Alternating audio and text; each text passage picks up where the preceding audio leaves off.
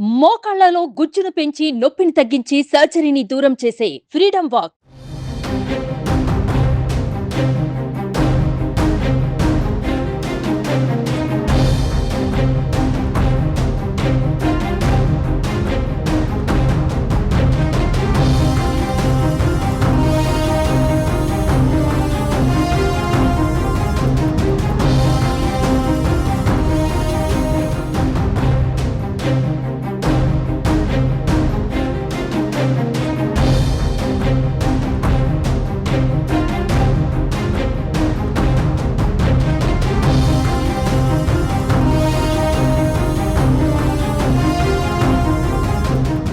తెలంగాణలో తెలుగుదేశం పార్టీ పునర్నిర్మాణం దిశగా పార్టీ అధినేత చంద్రబాబు పావులు కదుపుతున్నారు. ఈ మేరకు హైదరాబాద్ లో టీటీడీపీ నాయకులతో చంద్రబాబు సమావేశమయ్యారు. ఇక నుంచి తెలంగాణ రాజకీయాలకు సమయం కేటాయిస్తానని, స్థానిక సంస్థల ఎన్నికల్లో టీడీపీ పోటీ చేసేందుకు నేతలు సిద్ధం కావాలని పార్టీ నేతలను చంద్రబాబు సూచించారని సమాచారం.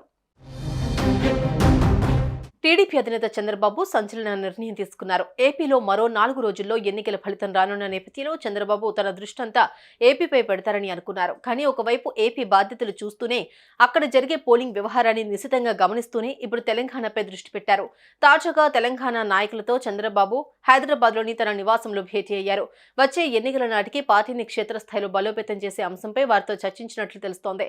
సుదీర్ఘంగా 3 గంటల పాటు జరిగిన సమావేశంలో తెలంగాణలో టీడీపీని పుంజుకునేలా చేయడం, పార్టీ తరపున కార్యక్రమాలను రూపొందించడం, స్థానిక సంస్థల ఎన్నికలు, అధ్యక్ష బాధ్యతలు, పూర్తి స్థాయిలో తెలంగాణలో పార్టీ పదవుల ప్రక్షాళన వంటి వాటిపై చంద్రబాబు దృష్టి పెట్టారు.